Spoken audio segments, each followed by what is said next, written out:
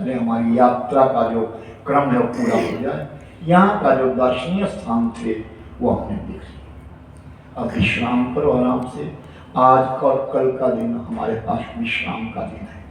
इसमें तुम बाजार में घूमो, जहाँ मर्जी जाओ, जैसे आपकी इच्छा है, अपना पॉकेट देख करके जाओ, क्योंकि बाजार में जाओगे तो कुछ ना कुछ तो खर्चा होगा ही होगा।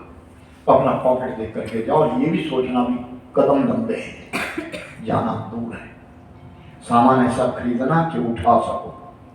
कोई ये ना हो कि तुम दुनिया भर का सामान इकट्ठा ले लो और फिर उठाने के लिए करना थोड़ी है। क्यों? यात्रा में अपना काम खुद करो, जिसका भी तुम हो कर सकते हो करो। फिर आज और कल परसों हमारी ओंकारेश्वर की यात्रा हो। हम लोग ओंकारेश्वर चले जाएंगे। यहाँ से 4 बजे ट्रेन चलेगी तो हम उसमें निकलेंगे। पूरी रात लगेगी हमारी, सुबह जाकर के पहुँचेंगे ओंकारेश्वर। हमारी थोड़ा सा जो दिक्कत आए तो भीमा शंकर में आए। ऐसा सुना है कि भीमा शंकर बहुत गहराई नीचे डाउन भीमा शंकर। तो जो स्वस्थ हैं वो तो ठीक है, लेकिन जो मेरे जैसे सांस के मरीज है, ऊपर की पौड़ी पर मत्था टेक जय भोले शंकर, जैसे भर्तृहरि जी के पास हुआ वैसा ही कर लेंगे। जो जा सकेंगे भाई वो चले जाना, जैसे तुम्हारी इच्छा हो। भीमा शंकर जी का दर्शन, क्योंकि 5 ज्योतिर्लिंग। तुम तो अपना ही बोल रहे हो भाई, चक्कर क्या है? ये समय मेरा है बोलने का। तुम्हारे अंदर बोलो, जितना मर्जी बोलो, ग्राउंड में बोलो, यहाँ तो समय मेरा, जो पूछूं वही उत्तर देना। तो भीमा शंकर जी का दर्शन करेंगे, ओंकारेश्वर का तो कल यहाँ से जाके हो जाएगा। वहाँ से ओंकारेश्वर से फिर आगे चलना हो, फिर हमको बस में जाना और यहाँ से ट्रेन है आगे जैसे जैसे होगा। और आखिरी में जब लौटने का है उस समय भी ट्रेन में हो तो लौटेंगे। बस का कोई काम नहीं, लंबे सफर में बस का कोई काम नहीं, क्योंकि बस में हम लोग पहाड़ी लोग हैं, हम नहीं रह सकते। बस तो हमारे पहाड़ों से देखा आपने, आए दिन बसें आ रही है, जा रही आ रही जा रही, लेकिन नहीं, हम लोग नहीं। हम लोग तो आराम से आए हैं, आराम से जाएंगे। जिंदगी भर कमाया है, उसे दिल में लगाना है।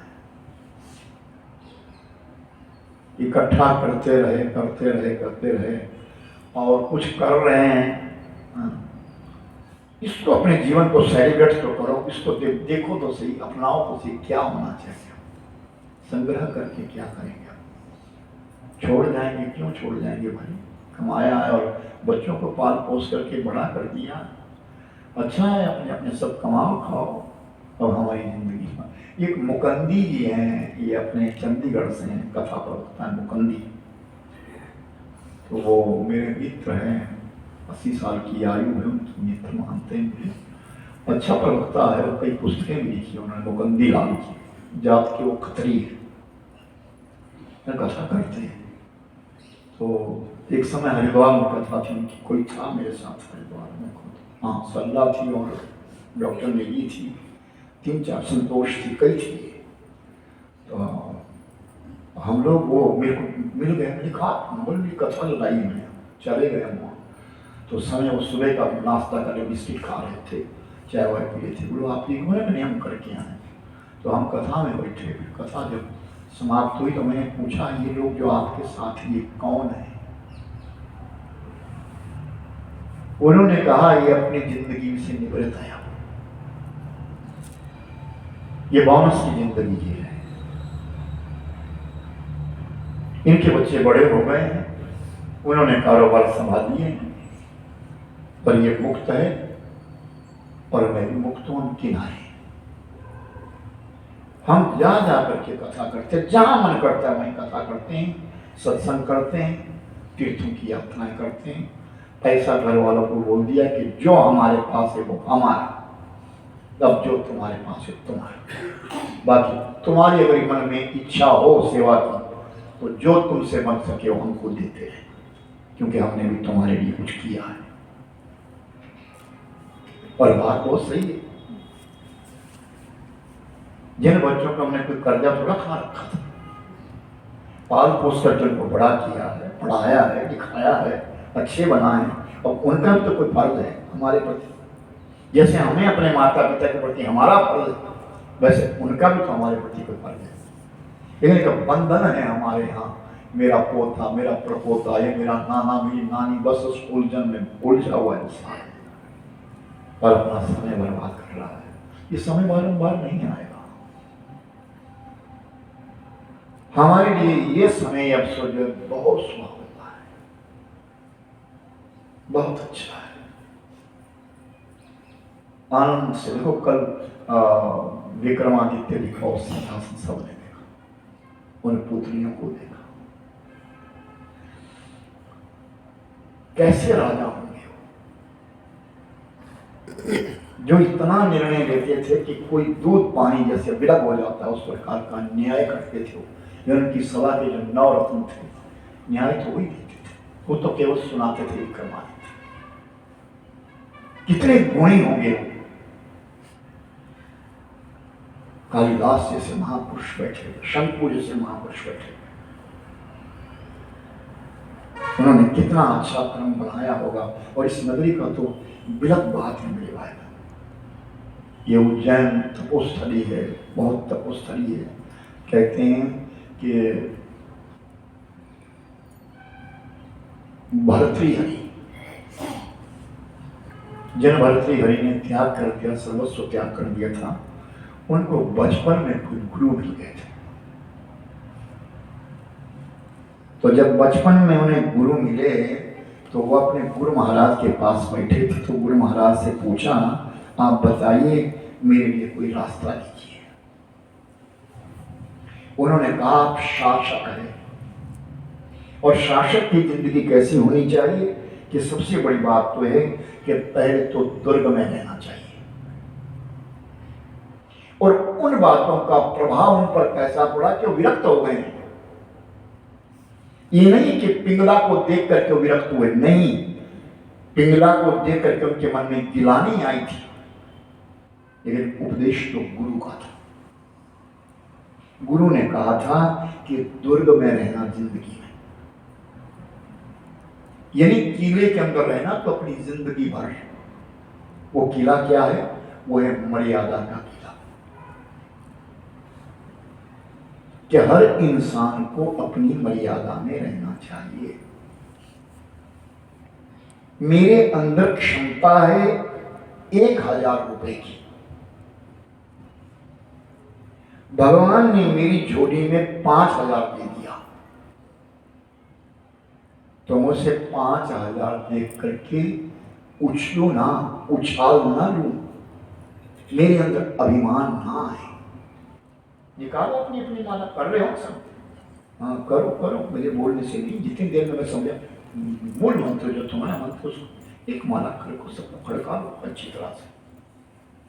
ये गिनती है हमारे बैंक में, याद रखिए, राम नाम भी एक बैंक है। जितना तुम जपोगे ना वो जमा होता जाएगा, वो सब जमा हो रहा है। और जिस दिन मांगना शुरू कर दोगे, मुझे ये दो, मुझे मुझे दो, निकलना शुरू हो जाएगा। विड्रॉ भरो, निकलता चला जाएगा पैसा। उसी प्रकार ये प्रबुद्ध है, पायोगी मैंने नाम रतन, ये नाम रूपी धन है। इस धन को सेव करो, जमा करो, जितना हो उसके जमा करो, क्योंकि खर्च भी हो रहा है साथ। हम लोग ग्रस्त लोग हैं, कहीं ना कहीं हमारा मुख खुल जाता, भगवान मेरे को ऐसा कर देना। और जहां ये मांग होती है वहीं हमारा धन खर्च होना शुरू हो जाता है। इसलिए तो कहा कि कभी मांग मत करो, भगवान के सामने, ईश्वर के सामने प्रार्थना करो, जो तुमने दिया है वो बहुत दिया है। और एक चीज जरूर मांगो भगवान से, एक चीज अवश्य, क्या? कि जब तक ये शरीर है, जब तक मैं शरीर में हूं, जब तक मैं जीवित हूं, तुझे ना भूलूं। दुनिया भले भूल जाए, मैं भावरा हो जाऊं, मैं पहचानना बंद कर दूं लोगों के लिए, मुझे दिखना बंद हो जाए, मुझे सुनाई पड़ना बंद हो जाए, लेकिन मैं तुझे ना भूलूं। इतनी प्रार्थना करूंगा। अपनी पूजा में ये प्रार्थना जरूर होनी चाहिए, मैं तुझे ना मेरे अंत समय तक तू याद रहेगा। तो कहें कि दुर्ग में रहना यानी अर्थात अपनी मर्यादा में रहना, अपनी मर्यादा में रहना, जो हमारी मर्यादा बनी उस मर्यादा में रहना। बड़े आदर करो, सम्मान करो, संग में रहने वाले उनसे बड़े प्रेम से मिलो, बड़े साधना से। तुमसे छोटे उनसे प्रेम करो, प्रीति करो, दूसरों का आदर करो, सम्मान करो। कहते हैं कोई गुरु सामने बैठे थे तो शिष्य बैठे थे, 5-4 शिष्य बैठे थे। तो अनायास उन्होंने पूछा, गुरुदेव जीने का सही ढंग क्या है? जीने का सही ढंग क्या है? गुरु महाराज ने कहा, बताऊंगा, जीने का सही ढंग तुम्हें बताऊंगा। अभी 2 दिन बीते थे, तीसरा दिन आया तो एक सज्जन आया और वो कुछ मिठाई लेकर के आया। छोटा सा पॉकेट उसने लाया था मिठाई का, गुरु महाराज के सामने रखा। गुरु महाराज ने मिठाई खोली, कोई अच्छी मिठाई थी, उठाई, पीठ घुमाई पीछे तरफ को और उस मिठाई को खा लिया। ध्यान से सुनना सके, जीने का ढंग पूछा है, उस मिठाई को खा लिया और थोड़ी देर के पश्चात वो अंदर चले गए। तो जिस व्यक्ति ने जो आया था, जो मिठाई लाई थी, उसने थोड़ा सा इधर उधर घूमा उन शिष्यों के साथ और अपने चला गया। तो गुरु महाराज ने पूछा कि अच्छा एक बात बताओ, मेरे जाने के बाद ये व्यक्ति क्या बोल रहा था? ये बोल रहा था कि मैंने प्रसाद के बीच में मिठाई लाई थी। तो गुरु महाराज ने तो पीछे मुड़ कर अकेले खा गए, हमें तो पूछा भी नहीं, बात भी नहीं करी कोई, और वो चले गए। तो ये ढंग जीने का अच्छा नहीं है, यानी जो मैंने किया वो ठीक नहीं किया, ये जीने का ढंग नहीं है। दूसरे दिन एक व्यक्ति और आया, वो कुछ फल भी लाया और कुछ मिठाई भी लाया, गुरु महाराज के सामने रखी और वो बैठ गया। शिष्य समाज भी बैठे थे। गुरु महाराज ने एकदम क्रोध से उठाया, उस मिठाई को भी उठाया, उस फल को उठाया और तुरंत किनारे रख दिया और बातें करने लग गए। थोड़ी देर बाद गुरु जी अंदर चले गए, फिर शिष्यों के साथ वो व्यक्ति रहा, फिर अपने घर को चला गया।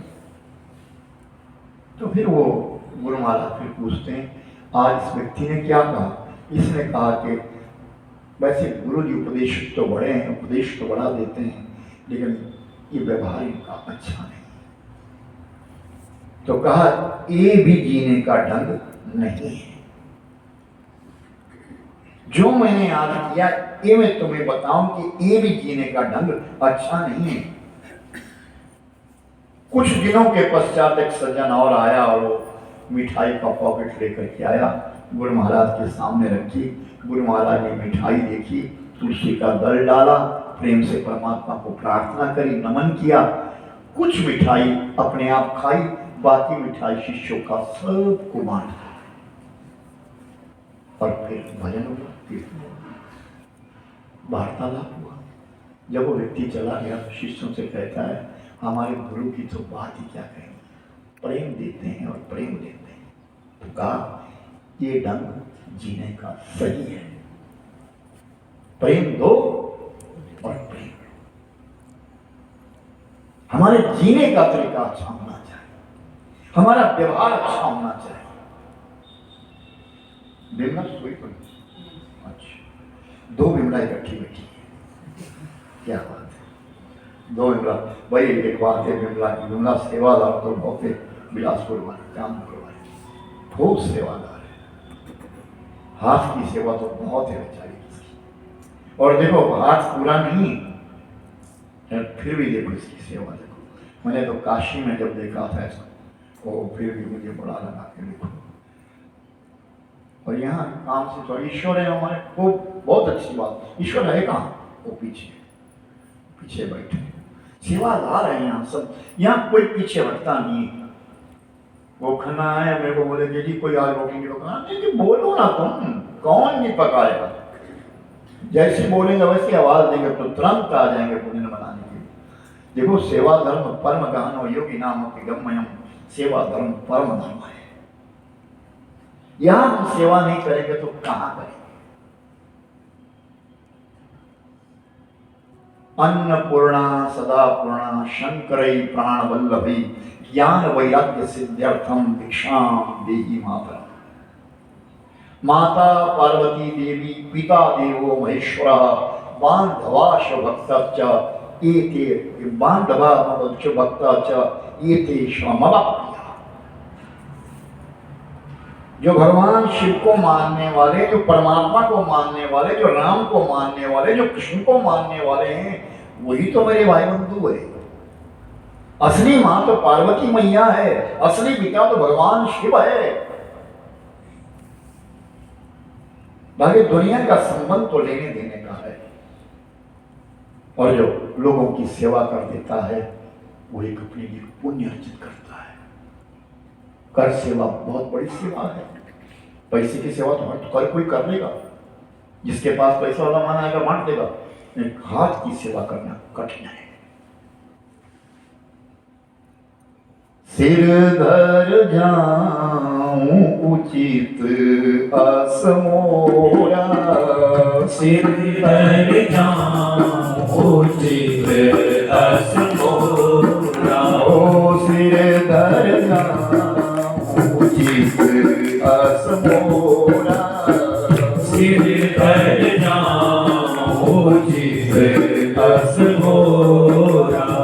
सब ते सेवक धर्म कठोरा, सब ते सेवक धर्म कठोरा।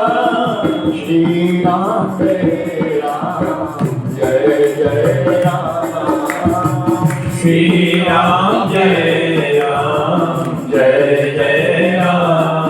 ओ श्री राम जय राम जय जय राम, श्री राम जय राम जय जय राम।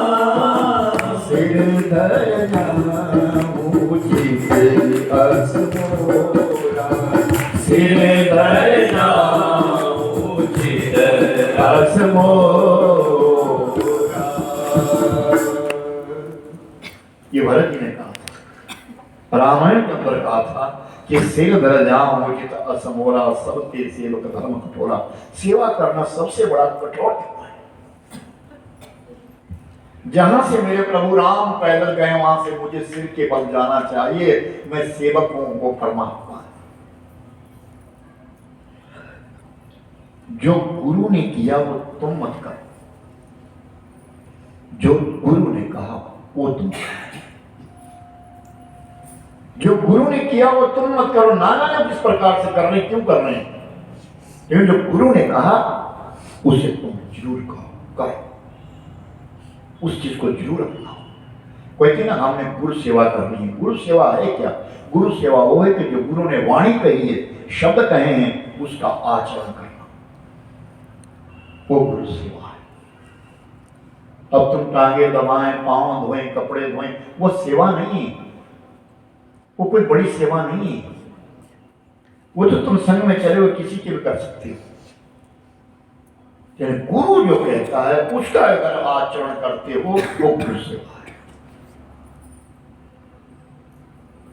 तो राजा भरतरी को कहा कि तुम दुर्ग में रहना, अपनी मर्यादा में रहना। हमारा जीने का ढंग सही होना चाहिए। हमारा जीने का, हम में से हम लोग यहाँ 73 लोग हैं। 73 लोग में से कम 15 लोग इस समय के इतने अलर्ट है। मैं सबको देखता हूँ, मैं भले में अंदर रहता हूँ, लेकिन आवाज तो मुझे सबकी आती पता लगता है। ऐसा भी नहीं हूँ मैं, मेरी भी उम्र बहुत हो गई, 67 साल उम्र है। जानता हूँ उस चीज की सेवा कितने लोग कर रहे हैं। ऐसा तो उन्होंने भी किया है, मोहब्बत में यहाँ कोई भी नहीं आया। वो कितनी सेवा कर रहे हैं, किस प्रकार की सेवा कर रहे हैं। अरे पूछ रहे हैं कि चदरे बिछा दें, ये पूछने की बात नहीं है, करो ना। ये कथा मंडप जो बना है ये एक का नहीं सबका है, इसको अच्छा बना, प्रेम करो। यहाँ मुझसे पहले आज कितना अच्छा लगा, सब पहले समाज इकट्ठा हो गए, पता चला कि तुम आए हैं, नहीं तो कोई वहीं मार रहा तस्करी, कोई वहां मार रहा है, कोई कहीं जा रहा है तो कहीं जा नहीं। हमने कहा कथा का कोई आदमी व्यक्ति का कोई नियम होना चाहिए। ये दुर्ग ये तो का जो परिक्रमा बना दी जाती, जो नियम बना दिया जाता है उसी पालन रहो। और 2 दिन तुम रहे उसके से फिर वही आ तो फिर क्या बात है। बहुत कठिन है इन यात्राओं में चलना, तुम इसलिए तो नहीं तो मैं कहता हूँ बस में जाओ, पता तब चले तुमको। जो लाते ना वहां से बस से भर भर के ठूस ठूस के लेके आते हैं कि चलो रात भी चलेंगे दिन भी चलेंगे, जितने मोटे पांव हो जाते हैं। मेरे आश्रम के लोग गए, कहीं अमरनाथ गया है, चांदपुर से अमरनाथ, वो लोग कह रहे हम बड़े सुखी है, लेकिन पता लगता है बाद में। और हम जैसे लोग नहीं चल सकते उसमें, हम लोग इन बसों में नहीं, जो रात दिन चलने वाले लोग हैं, 3-3 दिन के बाद 4-4 दिन के बाद नहाने को पानी मिलता है। नहाना कहाँ, ट्रेन में भी जाओगे, ट्रेन का डब्बा वहां लगाएंगे, गंद के बीच में लगा देंगे ट्रेन का डब्बा, जो नहाओ कहाँ नहाना तुम्हें, कैसे दर्शन करेंगे, क्या करेंगे। ये तो यहाँ देखो कितनी सुविधा है, हम तो घर जैसे रह रहे हैं यहाँ, घर जैसे रह रहे हैं हम लोग तो यहाँ। और ये मैं आपसे कह रहा हूँ, कोई त्रुटि हो खाने पीने की, लोग इसलिए मेरे कान में बोलना, मेरे यहाँ बोलना, किसी वर्कर को मत बोलना, किसी को मत बोलना, किसी का प्यार सेवक के लिए मत बोलना, मेरे कान में बोलना। ये चीज है तो हम उसको सही करवा दें, ठीक करवा दें। देखो जब ये यात्राएं शुरू हुई थी तो हमने क्रम किया था, नियम दिया था, घर की सुख सुविधाओं को छोड़ करके हम यात्रा में जा रहे हैं। यात्रा में कष्ट तो होता है, यात्राओं में कष्ट तो होता है, पर ये सहनीय कष्ट है। यहां अगर कोई कष्ट होगा सहनीय है, उसको हम सहना जानते हैं, सह सकते हैं, कोई किसी प्रकार का भी कष्ट। तो कहा पहली बात है, 4 बातें बताइए भर्तृहरि के लिए, एक एक बात में बोलते जाओ तो दिन बीतता चला जाएगा। बोल सच्चिदानंद भगवान की। अपने दुर्ग में रहना, अपनी मर्यादा में ही रहना, हमारी जो मर्यादा, ये पहला सूत्र दिया था जिंदगी का। दूसरा सूत्र दिया, कहते उत्तम और स्वादिष्ट भोजन करना, उत्तम और स्वादिष्ट। तो महाराज मैं तो राजा, मेरे यहाँ तो बड़ी सफाई से भोजन बनता है, उत्तम से उत्तम भोजन बनता है और स्वादिष्ट बनता है, मेरे यहाँ तो कोई कमी नहीं है। नहीं राजन, उत्तम और स्वादिष्ट भोजन का अर्थ है कि जब तक तुमको भूख ना लगे तब तक भोजन नहीं करना, जब भूख लगे तब भोजन करना। कहते अगर भूख लग जाए, बहुत भूख लग जाए ना, रोटी के ऊपर नमक रखो तो वो भी स्वाद आता है। और अगर तुम रजे हुए हो, फिर तुम्हारे सामने अगर चाहे मुकंद बड़ी, सेपू बड़ी रख दो, शाही पनीर रख दो, फलाना फलाना बड़ा बड़ा क्या क्या इसमें भविष्य जाने, वो भी तुमको फीका लगेगा।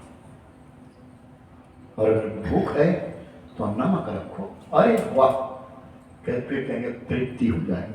संसार में तृप्ति एक ही जगह है और वो है अन्न के पास। नोट जितने मर्जी दिखा जाओ मन नहीं बढ़ता, सोना चांदी जितना मर्जी डालो मन नहीं बढ़ता, मकान माड़िया जितना मर्जी बनाओ मन नहीं बढ़ता, लेकिन अन्न जब खा लिया ना तो कहते हैं नहीं बस अब नहीं, अब नहीं, बस बहुत हो गया। अन्न तृप्त करता है, इसलिए अन्न का आदर करो, सम्मान करो। उसका आदर सम्मान तुम तभी कर सकोगे जब तुम्हें भूख होगी। अगर भूख नहीं होगी तो तुम्हें खाओगे जरूर, वो निरादर बन जाएगा, क्योंकि तुम्हारा मन तो है नहीं। अन्न परमेश्वर है। हम आप लोग जो यहाँ आए हैं,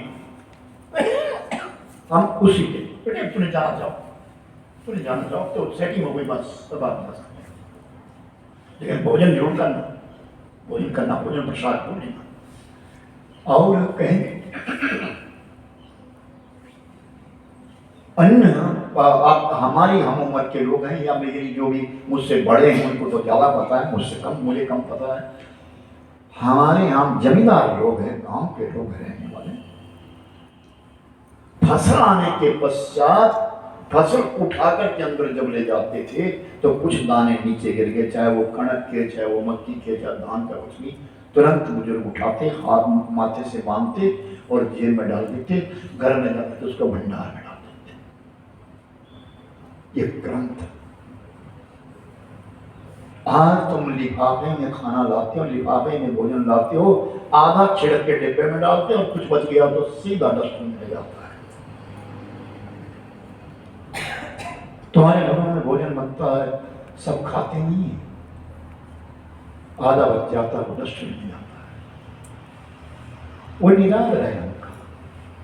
अन्न परमेश्वर है। भगवत गीता कहती है अन्नाद वंति पर्जन्यानामर्थ संशयो, अन्न में प्राण है और उस मालिक ने अन्न सबको दिया है, कोई छोड़ा नहीं उन्होंने, अन्न सबको दिया उन्होंने। महाराजा रणजीत सिंह, बड़ी सुंदर कथा महाराजा रणजीत सिंह की। कहते हैं एक बार वहां अकाल पड़ गया उनके समय, जल नहीं बरसा, तो गरीबी थी उस समय, लोगों के पास अन्न नहीं रहा। तो जब उनके पास लोगों के पास अन्न नहीं रहा तो महाराजा रणजीत सिंह ने अपना खजाना खोल दिया, जो अंदर खजाने में जमा है बांट। कर क्यों लेता था राजा, टैक्स क्यों लेता था? कि वो वक्त पर काम आएगा। इसलिए कहा है कि धन को संचय करो, धन को बचाओ, विपत्ति काल को धन को बचाना चाहिए। तुम्हारे हाथ में अगर धन लग गया उड़ा दो उसको, नहीं, उसका संचय करो, रखो, विपत्ति काल में तुम्हारे काम आएगा, तुमसे बच जाएगा, तुम्हारी संतान काम नहीं। विपत्ति काल के लिए धन का संचय होना चाहिए। तो महाराजा रणजीत सिंह का भंडार भरा हुआ है, उधर अकाल पड़ गया तो उन्होंने भंडार खोल दिया, बांटो, सबको बांट दिया। 1 साल बांटा, 2 साल बांटा, 3 साल के बाद बारिश हो गई। बारिश हो गई तो किसान बड़े खुश हो गए, अन्न बोया, अन्न पैदा हो गया। गुरु महाराज आ गए, महाराजा रणजीत सिंह के गुरु आए और गुरु ने आकर के पूछा, राजन कैसे हो? महाराज बहुत प्रसन्नता है, लेकिन गुरु महाराज के पूछने का अर्थ नहीं समझे। मन में राजा रणजीत सिंह के अहंकार आ गया था, छोटा सा। क्या? रात को सोए, जब सोने लगे तो गुरु महाराज को कहा आप मेरे कक्ष में सोएंगे। अच्छी शैया बिछाई, एक शैया के ऊपर रणजीत सोए और दूसरी शैया के ऊपर गुरुदेव को सुला दिया। शैया रणजीत सिंह उठे और नीचे अपना आसन लगा दिया, नीचे सोगा, मैं अपने गुरु के समन नहीं सोऊंगा। तो बात करने लगे, रात को महाराज अकाल पड़ गया था, उस अकाल के समय मेरे मन में बात उभरी कि इतना बड़ा भंडार है मेरा, किस काम आएगा है।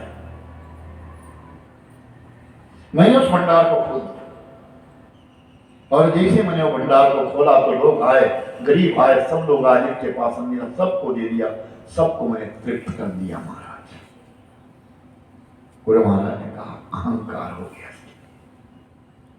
दान तो किया इसने, धर्म तो किया इसने, लेकिन इसके लिए अहंकार हो गया। प्रातः काल हुआ, प्रातः काल भ्रमण करने के लिए राजा और गुरु दोनों जा रहे हैं। आगे गए तो रास्ते में जैसे दोनों चले थे बातें करते हुए, वही शब्द करते हुए, गुरुदेव ने एक पत्थर को ठोकर मारी पांव से, पत्थर तो किनारे गिरा, पत्थर के नीचे एक मेंढक था, वो पुदक पुदक करके बाहर आ गया। जैसे वो मेंढक बाहर आया तो गुरु महाराज ने कहा कि तूने सबको पाला, सबके लिए तूने अन्न दिया, सब जीवित रह गए, ये मेंढक को भी तूने दिया, ये कैसे जीवित रहा? इसको पालने वाला कौन है? राजा कदमों में झुक गए। राजा कदमों में झुक गए, समझ गए मैंने कहा किया, ये तो कोई और करने वाला है, जिसने मानव को तो पाला लेकिन इन जीवों को भी पाल रहा है। गुरु मंगलम गुरुपाद मंगलम, गुरु मंगलम गुरुपाद मंगलम, ओ गुरु मंगलम गुरुपाद मंगलम, गुरु मंगलम गुरुपाद मंगलम, ओ राम मंगलम सिया मंगलम, राम मंगलम सिया राम मंगलम, ओ राम मंगलम सिया मंगलम, राम मंगलम सिया राम मंगलम, ओ गुरु मंगलम गुरुपाद मंगलम, गुरु मंगलम गुरुपाद मंगलम, जय जय गुरु मंगलम गुरुपाद मंगलम, गुरु मंगलम गुरुपाद मंगलम, श्याम मंगलम राधे श्याम मंगलम, श्याम मंगलम राधे श्याम मंगलम, बोलो श्याम मंगलम राधे श्याम मंगलम, श्याम मंगलम राधे श्याम मंगलम, बोलो मंगलम गुरुपाद मंगलम, गुरु मंगलम गुरुपाद मंगलम, जय जय गुरु मंगलम गुरुपाद मंगलम, जय जय गुरु मंगलम गुरुपाद मंगलम, ओ शिव मंगलम सदा शिव मंगलम, शिव मंगलम सदा शिव मंगलम, बोलो शिव मंगलम सदा शिव मंगलम, शिव मंगलम सदा शिव मंगलम, बोलो गुरु मंगलम गुरुपाद मंगलम, गुरु मंगलम गुरुपाद मंगलम, जय जय गुरु मंगलम गुरुपाद मंगलम, गुरु मंगलम गुरुपाद मंगलम, आहो गुरु मंगलम गुरुपाद मंगलम, गुरु मंगलम गुरुपाद मंगलम, जय राम मंगलम सिया राम मंगलम, राम मंगलम सिया राम मंगलम, ओ गुरु मंगलम गुरुपाद मंगलम, गुरु मंगलम गुरुपाद मंगलम, ओ गुरुपाद मंगलम, गुरुपाद मंगलम।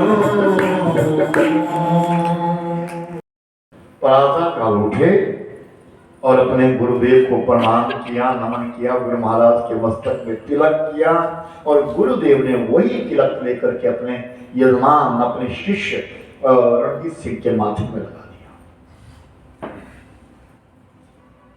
और जैसे मस्तक में लगा दिया फिर मस्तक झुकाया, अनायास एक छोटा सा कीड़ा घूम रहा था, किनारे किसी पत्ते पर पड़ा था, एकदम रणजीत सिंह ने उठाया और एक डिबिया मंगाई, उस डिबिया के अंदर बंद कर दिया। महाराज मैं इस कीट को उस डिब्बी में रख रहा हूं और वो डिब्बी बंद कर दी। क्या ईश्वर ही सबको पालता है? हाँ, मैं देखना चाहूंगा कि कल इसको भोजन कहां से मिलेगा। कहा ना एक बार पत्थर नहीं तराशा जाता, ना जाने कितनी बार तराशा जाता तब वो बोल सकता है।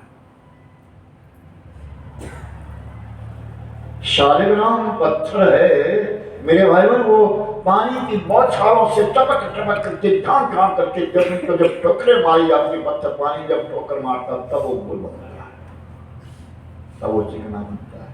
नर्मदेश्वर पत्थर, ये जो नर्मदेश्वर शिवलिंग लेकर के आ जाते हैं ना, ये घिसे हुए हैं सब, इसको मशीन में तराशा जाता है, इसके अंदर तब उसको नरमाई छनाई आती है, तब नर्मदेश्वर बनता है, वो बनता है। नर्मदा नदी का पत्थर है। और हम जाएंगे जहाँ कावेरी और नर्मदा का संगम है, वहां हम लोग जाएंगे, वहां का पत्थर पत्थर शिव है। कावेरी और नर्मदा का संगम, जहां दो नदियों का संगम है, वहां से हम लोग जो पत्थर उठाएंगे वही शिवलिंग है, उसको लेकर के आएंगे अपने अपने घर को, सब लेके आना। पर ऐसा ना कि 10-15 किलो कट्ठी बांधी उठाना ही मुश्किल होता है। कहते ना कि अपने घर में शिवलिंग रखो, लेकिन नर्मदेश्वर रखो। नर्मदेश्वर वो है, उस शंकर जी की प्रतिष्ठा करने की जरूरत नहीं है, वो स्वयं प्रतिष्ठित है। नर्मदा जो है वो भगवान शिव की पुत्री है। अगर 5-10 साल ये शरीर चलता रह गया और ठीक रह गया, मैं तो कहता हूं कि सब घाटों के ऊपर ये कथा करके रहेंगे, वो सच्ची बात है। ये शरीर ठीक रहना चाहिए, बस शरीर ठीक रहना चाहिए, वाणी रहनी चाहिए, बस तब देखो चलते रहेंगे। इसीलिए कमाया खूब है, कोई कमी नहीं।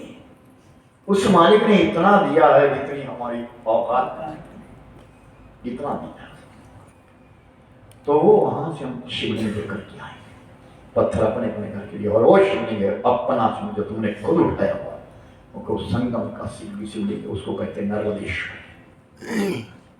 वो नर्मदा नदी का पत्थर हम उसे लेके आए। हालांकि मेरे पास अपने पास है, वो नर्मदा का है, नर्मदा का है। बाबा मेरे सामने आते थे, मैं गुरु मूर्ति मानता था उनकी, अब भी मानता हूँ, द्वेष रखते थे मेरे से, लेकिन अब वो फिर प्रेमी बन गए दोबारा। अभी कथा करने गया, वो मेरे को लेके आते, ये तेरा शिवलिंग है। मैंने ठीक है, मैं अपने आप उठा के लाया हूँ संगम से, वही मैंने अपने रखा है। बाकी जो बड़े चिकने से हो जाते हैं ना, एकदम बढ़िया फ्लास ग्लास बना करके रखते हैं, वो तरासे हुए हैं। यहाँ मिल रहे बाजार में सारे मिल रहे, वो तरासे हुए हैं। वो तो जो खुरदरा शिवलिंग है और पत्थर से पानी से जो बना हुआ है वो शिवलिंग है, वहां से शिवलिंग उठा गए। तो दूसरे दिन वो डिबिया बंद कर दी कि मैं देखूंगा कल इसको भोजन कौन देगा।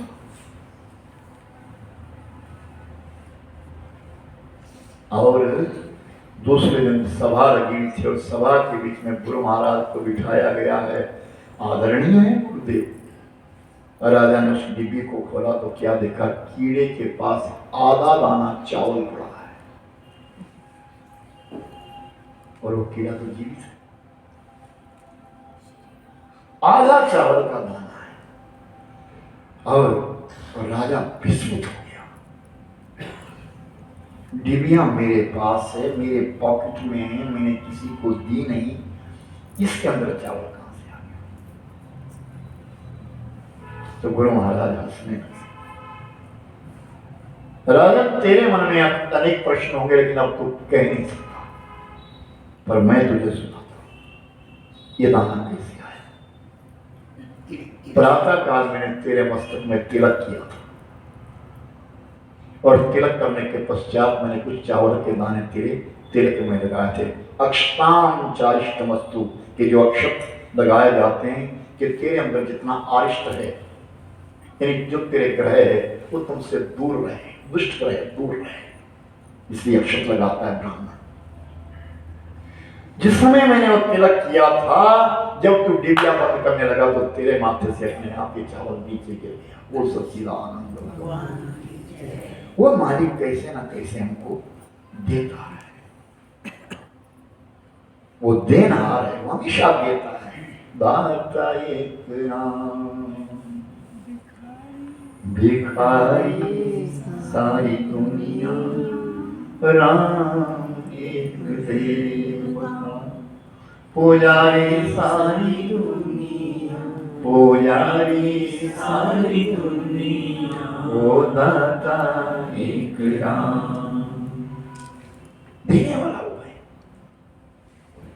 मनुष्य को तो माध्यम बनाया जाता है, देने वाला तो हो गए। अब तसल्ली हो गई रणजीत सिंह की। और कहते हैं मेरे भाई बहन, वही रणजीत सिंह थे जिन्होंने युद्ध जीता, जिन्होंने ऐसी सिंह स्थापना करी थी। आज इस सिंह नाम भगवान का है, स्वयं नरसिंह अवतार हुए पंजाब में। आज वो सिंध पंजाब हमारे हिंदू में नहीं, हिंदुस्तान में नहीं है, लेकिन वो सिंध पंजाब में आए भगवान से। तब से लेकर के सरदार वो नाम सिंह रखते हैं, तब तक सिंह रखते हैं। वही राजा रणजीत सिंह की सवारी जा रही थी। आज ही सेवक चले हैं घोड़ों के ऊपर पकड़ करके, राजा खूब घोड़े पर बिठाया हुआ है, सज धज के लावा लश्कर के साथ जा रहा है। कहाँ जा रहा है? भ्रमण करने के लिए जा रहा है। इतने में जंगल से जा रहा है, पत्थर, इतना बड़ा पत्थर आया, राजा रणजीत सिंह की यहाँ पर खून की धार कर गई। और जैसे ही वो पत्थर लगा, खून की धार नीचे गिर गई, तो मेरे भाई चारों तरफ सेवक दौड़े, कौन है, किसने पत्थर मारा, किसने पत्थर मारा। तो देखा तो झाड़ियों के बीच में बूढ़ी अम्मा जो है रो रही है, रुदन कर रही है, चुपचाप दुबकी हुई है कि मुझे कोई देख, क्योंकि पत्थर दूर से लगा। सेवकों ने पकड़ लिया उस बुढ़िया को। कोई नहीं, हाल करो आप, जैसे मर्जी हो, आप सुविधा से बैठो, चलो, ऐसे कोई डरना नहीं, मैं ऐसा नहीं मैं डांटूंगा नहीं तुम लोगों को, मुझे पता है ना कि मेरे साथी हो तुम लोग, ही ऐसे। और क्या, नहीं तो कुर्सी में बैठो, ऐसा कुछ नहीं, कुर्सियां भी लगी है, आप बैठो जहां आपकी सुविधा हो, जैसे सुविधा, मजे में बैठो। बस 2 घंटे तो बिठाता हूँ, 2-2.5 घंटे बिठाता हूँ। ऐसा तो नहीं कि क्या इसको सोच रहे हम तो आए थे यात्रा के लिए और फंसा दिया यहाँ। चलो बोलना पड़ेगा, नहीं जी नहीं, दिल तो तुम्हारा ही जानता होगा। बिस्तर पे रहने से लंबे बड़े वो 60 पर नहीं, दीक्षित लोग है, सब उठने वाले हैं सुबह। एक चुन्नू है, मीरा कहाँ है, मीरा कहाँ है, नजर तो नहीं मिली। ये दोनों सोते हैं, ये भाई बहन है दोनों, वो दोनों सोते हैं। आप नजरे में आएंगे, गए दोनों। इनको अलग बिठाना चाहिए, मीरा को उधर। और ये सच्चिदानंद भगवान की जय। बूढ़ी अम्मा ने पत्थर मारा है और राजा रणजीत सिंह के माथे से जो है खून नीचे निकल गया। और वो सेवक आया और उन्होंने पकड़ लिया उस अम्मा को, बूढ़ी अम्मा को पकड़ लिया और खींच लिया राजा के सामने। और राजा के सामने कहो महाराज क्या दंड दें इसके लिए, जो आप कहेंगे वो दंड। राजा ने पूछा अम्मा तूने मुझे पत्थर मारा? नहीं, आपको नहीं मारा, मैंने आपको पत्थर नहीं मारा, मैं ऐसा कैसे कर सकती हूँ, मैंने आपको पत्थर नहीं मारा, 3 दिन से मेरे बच्चे भूखे, मैंने पत्थर मारा था बैरनी को, बैर झाड़ रही थी अपने बच्चों को बैर खिलाने, क्योंकि मेरे पास राशन नहीं, वो पत्थर मुझे क्या पता हो तो आपको लग गया। राजा रणजीत सिंह ने कहा जाओ 100 सोने की मोहरें लेकर के आओ इस दुनिया में। मेरे राज्य में कोई भूखा रह रहा है, इसका अपराधी मैं हूं, ये लोग नहीं है, मैं अपराधी हूं क्योंकि मैं राजा। संत नामदेव के बारे में एक ऐसी सुंदर कथा थी भक्तमाल में, और भक्तमाल की कथा करके आया हूं इससे पहले। भक्तमाल की कथा में बड़ी सुंदर कुछ कथा है। तो कहें कि नामदेव के पास कोई गरीब गया था जिसके घर में अन्न नहीं था, उसके पास चावल था और उसके पास ये थे 5 सेर चावल चाहिए थे उसके परिवार के लिए, गरीब था बहुत। तो जब पूछा कि इन पर कितना पैसा हुआ इसका, तो नामदेव जो था वो छोटा दुकानदार था, तो नामदेव से बोला भाई इसका पैसा जो है 5 आने, 5 सेर चावल का मूल्य जो है 5 आना है। तो वो बेचारा गरीब जो है मुड़ गया। तो रामदेव ने कहा क्यों मुड़े थे? बोले मेरे पास 5 आना नहीं है, मेरे पास केवल 4 है। देखो ये आदमी एब्सेंट था ना, किसी ने नहीं बोला, शिकायत नहीं करी किसी ने। और मेरे पास जो है वो 4 आना है। 10 बज गए? नहीं गुरु जी। अभी नहीं बजे। तो ये तो मेरे को दिख गई। आप तो नहीं खा के आए? हाँ ठीक है। कहीं पहले चख आए हो भी देख तुम होगा बांटने का वह है कि नहीं। बोलिए सच्चिदानंद भगवान जय। कहते मेरे राज्य में कोई आदमी भूखा सो रहा है, धिक्कार है मेरे राजा के लिए, धिक्कार है मेरे लिए। बूढ़ी अम्मा को 100 सर्पियां सोने की दे दी, ये अम्मा तू लेकर तेरे बालक खा ले। तो गुरु के पास है। अन्न का कभी निरादर मत करो किसी भी सूरत में, और अन्न तो अन्न है। ये दूसरा मंत्र दिया गया था कि स्वादिष्ट अन्न खाना। भर्तृहरि को कहा स्वादिष्ट अन्न खाना,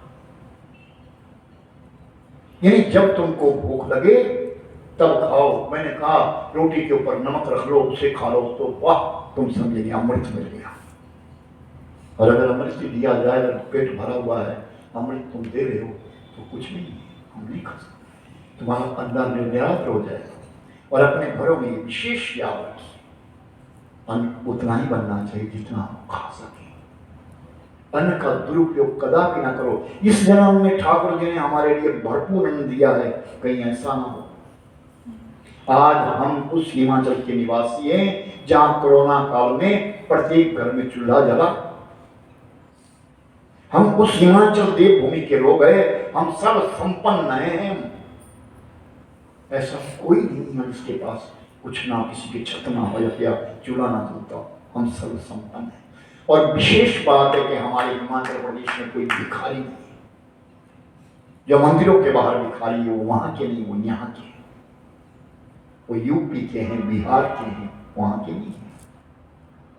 हम उस देवभूमि के लोग हैं। अन्न का कभी निरादर मत करना जीवन में। तो नामदेव के पास गया और नामदेव से कहा कि मेरे लिए 5 सिर चावल चाहिए, लेकिन मेरे पास 5 आना नहीं, 4 आना है। मुड़ गया बेचारा। मुड़ गया तो नामदेव का रुक। संत नामदेव कहते रुक, तो चावल लेकर के जा। और जब चावल दिए उसके लिए 5 से चावल दे दियो, 4 आना। बोले नहीं, इसको भी रख, अब जब तेरे पास 5 होंगे तब देना, ले जा। तो जब वो जाने लगा तो नामदेव के चरणों में प्रणाम करता है।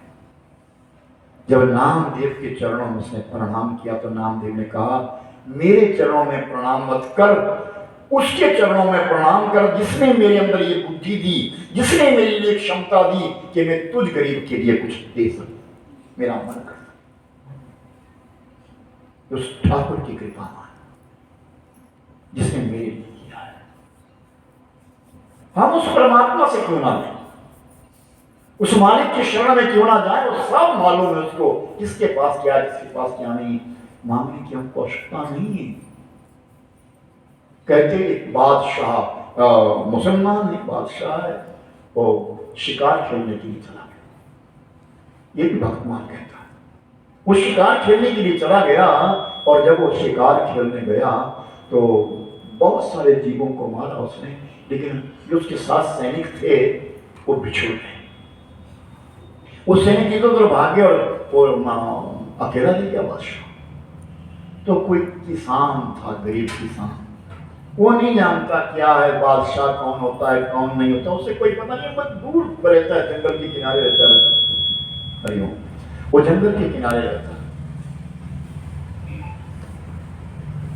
उसने देख लिया बादशाह को, भाई को कौन है तू? बोले मैं बादशाह। वो क्या बादशाह? अरे मैं बादशाह हूं, मेरे को बाहर निकलना है, मुझे रास्ता पता नहीं चल रहा इस जंगल से। पकड़ करके ले गया, चल मैं तुझे बाहर छोड़ देता हूँ। बाहर गया तो बाहर देखा तो बहुत सारे लोग राजा बादशाह को मिल गए, सब तड़प रहे थे हमारा बादशाह कहाँ चला गया, हमारा बादशाह कहाँ चला गया। पता चला तो भागे भागे सबको मिला। बादशाह ने कहा अच्छा भाई तू एक काम करियो, अब तूने मुझे वहां छोड़ दिया, रास्ते में मिला गया, मेरे लोग मिल गए, जब कभी तुझे कोई जरूरत पड़ेगी तो तू मेरे पास आना, शहर में रहता हूं, मेरा नाम बादशाह है। हाँ देखेंगे, तू जा अपना काम कर। बादशाह चला। संयोग बना